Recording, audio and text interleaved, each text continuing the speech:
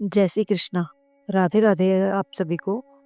आज हम बात करने जा रहे हैं कोजागरी पूजा के बारे में। कोजागरी पूजा क्या है? कोजागरी पूजा, जिसे कोजागर व्रत या शरद पूर्णिमा व्रत भी कहा जाता है, हिंदू धर्म का एक अत्यंत शुभ और पवित्र त्योहार है। यह पूजा अश्विन मास की पूर्णिमा की तिथि को मनाया जाता है, जब चांद अपनी 16 कलाओं से पूर्ण रूप में चमकता है। कोजागरी शब्द संस्कृत के शब्द से को जागृति से बना है, जिसका अर्थ है कौन जाग रहा है।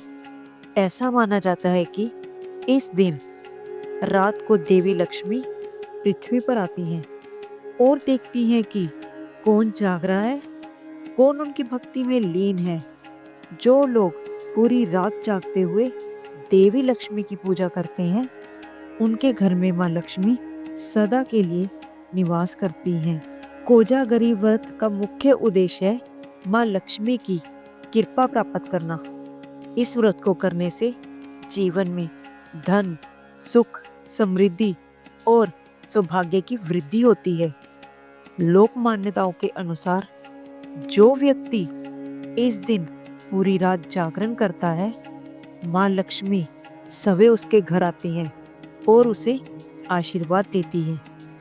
कहा जाता है कि इस दिन जो भक्त निष्ठा से लक्ष्मी जी की आराधना करता है, उसके जीवन में दरिद्रता और दुर्भाग्य दूर हो जाते हैं। इस रात की चांदनी को अमृत तुल्य भी माना जाता है और इसीलिए बहुत से लोग इस दिन खीर बनाकर चांदनी में रखते हैं। सुबह उस खीर को प्रसाद के रूप में ग्रहण किया जाता है, जिसे अमृत खीर कहा जाता है। अब जानते हैं इसकी पूजा विधि और नियम। इस दिन प्रातः स्नान कर स्वच्छ वस्त्र पहने और घर की सफाई करें। लाल या पीले रंग के वस्त्र पहनना बहुत ही शुभ माना जाता है। शाम के समय पूजा स्थल को गंगा जल से शुद्ध करें और देवी लक्ष्मी की प्रतिमा या चित्र को लाल वस्त्र पर स्थापित करें। दीपक जलाएं, धूप और अगरबत्ती से वातावरण को पवित्र करें। लक्ष्मी जी को चावल, फूल, मिठाई, नारियल, सुपारी, लौंग और इलायची अर्पित करें। पूजन के समय ओम श्री महालक्ष्मी नमः मंत्र का जाप करें। खीर या दूध का भोग लगाएं और उसे खुले आकाश में रख दें, ताकि चंद्रमा की किरणें उस पर पड़ सके। रात के समय भजन कीर्तन करें, देवी की आरती करें और पूरी रात जागरण करें। सुबह के समय उसी खीर को प्रसाद के रूप में ग्रहण करें और गरीबों में भी दान दें। जो भक्त इस विधि से पूजा करते हैं, माँ लक्ष्मी उन पर सदा प्रसन्न रहती है। मगध देश में वलित नाम का एक ब्राह्मण रहता था। यापी वह बहुत ज्ञानी था और प्रतिदिन संध्या स्नान करता था, किंतु आर्थिक दृष्टि से वह बहुत दरिद्र था। यदि कोई उसके घर पर कुछ दान करने आता तो वह उसे स्वीकार कर लेता था, अन्यथा किसी से कुछ मांगने नहीं जाता था। वह ब्राह्मण जितना ही सज्जन था, उसकी पत्नी उतनी ही दुष्ट और क्लहप्रिय थी। वह प्रतिदिन यह शिकायत करती थी कि उसकी बहन का विवाह एक धनी परिवार में हुआ है और वह सोने चांदी के आभूषणों में हमेशा घूमती है। ब्राह्मण की पत्नी अपने पति के कुल और शिक्षा को अन्य लोगों के बीच भी तुच्छ समझती थी और उसने प्रतिज्ञा कर ली थी कि जब तक वह धनवान नहीं हो जाता, वह अपने पति की आज्ञा के विरुद्ध हर कार्य करेगी। एक दिन उसने अपने पति से राजा से धन चुराने को कहा और ऐसा ना करने पर उसे पीटने की धमकी दी। वह दुष्ट स्त्री वलित को हर तरह से सताने लगी। कभी वह अचानक रोने लगती, कभी खाना छोड़ देती, कभी बहुत ज्यादा खाना खा लेती और कभी सर पटकने लगती। लेकिन उस ब्राह्मण ने किसी से भीख मांगने की बजाय उस स्त्री के अत्याचार को सहना ज्यादा बेहतर समझा। उसे अपनी पत्नी से कभी कुछ नहीं कहा और जो भी मिल जाता उसी से संतुष्ट रहता। एक बार शरद पक्ष का समय था और घर में श्राद्ध की सभी सामग्री उपलब्ध थी, लेकिन ब्राह्मण को चिंता थी कि उसकी पत्नी उसे घर पर श्राद्ध कर्म नहीं करने देगी और झगड़ा करेगी। जब वह मन ही मन में यह सोच रहा था, तभी उसका एक मित्र वहां आया और वलित से उसकी चिंता का कारण पूछा। वलित ने अपने मित्र को पूरी दुविधा बताई। पूरी बात सुनकर उसके मित्र ने खुश होकर कहा कि यह कोई समस्या ही नहीं है।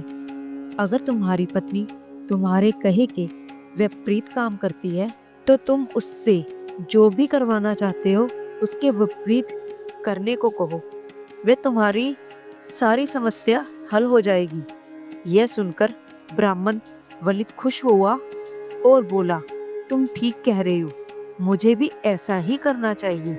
शाम को ब्राह्मण अपने घर आया और पत्नी से बोला, ये चंडी, परसों मेरे पिता का श्राद्ध है, किंतु उन्होंने मेरे लिए किसी प्रकार का धन आदि नहीं छोड़ा, जिसके कारण आज मुझे यह दरिद्रता सहनी पड़ रही है। अतः आप उनके श्राद्ध की कोई भी व्यवस्था ना करें। यदि करें भी तो दुष्ट चरित्र वाले और जुआरियों को ही आमंत्रित करें। उसने अपनी पत्नी से पुनः कहा कि श्रेष्ठ ब्राह्मणों को ना बुलाएं। ब्राह्मण की बात सुनकर उसकी पत्नी ने उसके कथन के विपरीत कार्य करने की तैयारी आरंभ कर दी। उसने नाना प्रकार के व्यंजन बनाए और नगर के श्रेष्ठ ब्राह्मणों को आमंत्रित किया। पति के कथन का खंडन करने के लिए पत्नी ने विधि विधान से श्राद्ध किया।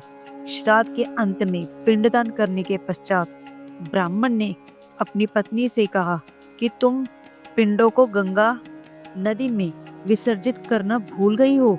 यह सुनकर उसकी पत्नी ने पिंडों को शौचालय के कुएं में फेंक दिया। इस घटना से विलित के हृदय को गहरी ठेस पहुंची और वह अत्यंत क्रोध में देवी लक्ष्मी को प्रसन्न करने का संकल्प लेकर घर से निकल पड़ा। उन्होंने प्रतिज्ञा की कि जब तक देवी लक्ष्मी की कृपा उन पर नहीं होगी, वह निर्जन वन में रहकर केवल कंदमूल खाएंगे और घर नहीं लौटेंगे। देवी लक्ष्मी को प्रसन्न करने के लिए वे 30 दिनों तक धर्मा नदी के तट पर बैठे रहे और इसी बीच अश्विन मास की पूर्णिमा आ गई।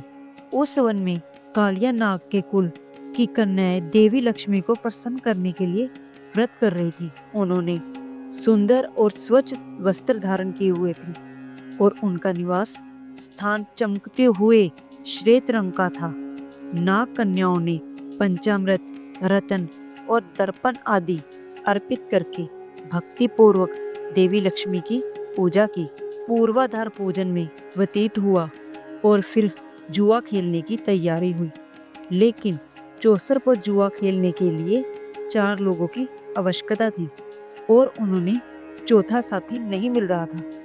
जब वह वन में चौथे व्यक्ति की खोज कर रहे थे, तभी उनकी नजर नदी के किनारे बैठी एक युवा ब्राह्मण पर पड़ी, जो उन्होंने अपने चेहरे से एक सज्जन पुरुष प्रतीत हुए। नाग कन्याओं ने पूछा कि आप कौन हैं? कृपया आइए और देवी लक्ष्मी को प्रसन्न करने के लिए हमारे साथ जुआ खेलिए। ब्राह्मण ने उत्तर दिया, आप कैसे अनुचित बात कर रही हैं? जुआ खेलने से धन की हानि होती है और धर्म का नाश होता है। लड़की बोली, आप बोलते तो विद्वानों जैसा है, पर विचार मूर्खों जैसा है। यह कहकर वह ब्राह्मण को अपने साथ मंदिर ले गई और उससे प्रसाद तथा नारियल जल पिलाया। इसके बाद लक्ष्मी जी प्रसन्न हो, ये कहकर वह ब्राह्मण के साथ जुआ खेलने लगी। सबसे पहले नाग कन्याओं ने अमूल्य रतन दांव पर लगाए, किंतु ब्राह्मण के पास कुछ भी नहीं था, इसलिए उसने पहले अपनी लंगोटी दांव पर लगाई, जो वो हार गया। उसके बाद उसने अपना योग पवित्र दांव पर लगाया, किंतु नाग कन्याओं ने उसे भी जीत लिया। अब उसके पास कुछ भी ना होने पर ब्राह्मण ने अपना शरीर ही दांव पर लगा दिया। इसी बीच मध्य रात्रि हो गई और देवी लक्ष्मी भगवान श्री नारायण के साथ संसार में भ्रमण करती हुई वहां से गुजरी। भ्रमण करते हुए उन्होंने देखा कि एक ब्राह्मण वस्त्र और योगपवित से रहित घोर चिंता में निराशा से घिरा हुआ बैठा है। यह दृश्य देखकर भगवान विष्णु ने लक्ष्मी जी से कहा, आपके व्रत करने वाले ब्राह्मण की ऐसी दुर्दशा क्यों है? कृपया अपने भक्त के कष्ट दूर करे और उसे धन, समृद्धि और सुख प्रदान करे। यह सुनकर देवी लक्ष्मी ने ब्राह्मण पर अपनी कृपा बरसाई और उसकी सारी दरिद्रता को नष्ट कर दिया। लक्ष्मी जी के आशीर्वाद देते ही ब्राह्मण का रूप कामदेव के समान स्त्रियों को मोहित करने वाला हो गया। उनके इस सुंदर रूप को देखकर नाग कन्याओं ने उनसे कहा, हे प्रियवर, हमने आपको जीत लिया है, अतः अब आप हमारे पति बनकर हमारे अनुसार कार्य करें। ब्राह्मण ने सहर्ष यह प्रस्ताव स्वीकार कर लिया। ब्राह्मण ने गंधर्व विवाह विधि से सभी कन्याओं से विवाह किया और नाना प्रकार के रत्न लेकर अपने घर लौट आए। घर पहुंचकर ब्राह्मण को विश्वास हो गया कि उसकी पत्नी के अनादर और तिरस्कार के कारण ही उसका भाग्य बदल गया है। ब्राह्मण ने अपनी पत्नी का आदर किया, जिससे वह अत्यंत प्रसन्न हुई और अपने पति की आज्ञा का पालन करने लगी। इस व्रत के प्रभाव से वलित ब्राह्मण के सभी संकट समाप्त हो गए और वह सब प्रकार से सुख और समृद्ध हो गया। इस प्रकार कोजागरा व्रत की कथा पूर्ण होती है। इसी कथा को विधि पूर्वक सुनने से व्रत का फल भी प्राप्त होता है। कोजागरी पूजा केवल एक धार्मिक परंपरा ही नहीं, बल्कि यह एक आध्यात्मिक साधना भी है। यह हमें सिखाती है कि श्रद्धा, संयम और सत्कार से जीवन में समृद्धि आती है। माँ लक्ष्मी की कृपा प्राप्त करने के लिए केवल धन की इच्छा ही नहीं, बल्कि निष्ठा और भक्ति का होना भी आवश्यक है। जो इस दिन पूरे मन से देवी की पूजा करता है, उसका जीवन सुख, शांति और सौभाग्य से भरा होता है। अगर आप लोग हमारी ऐसी ही कथाएं और सुनना चाहते हैं और ज्ञान की प्राप्ति करना चाहते हैं, तो प्लीज आप हमारे चैनल को सब्सक्राइब कीजिए, कमेंट कीजिए और शेयर करना मत भूलिए। जय श्री कृष्णा। राधे राधे आप सभी को।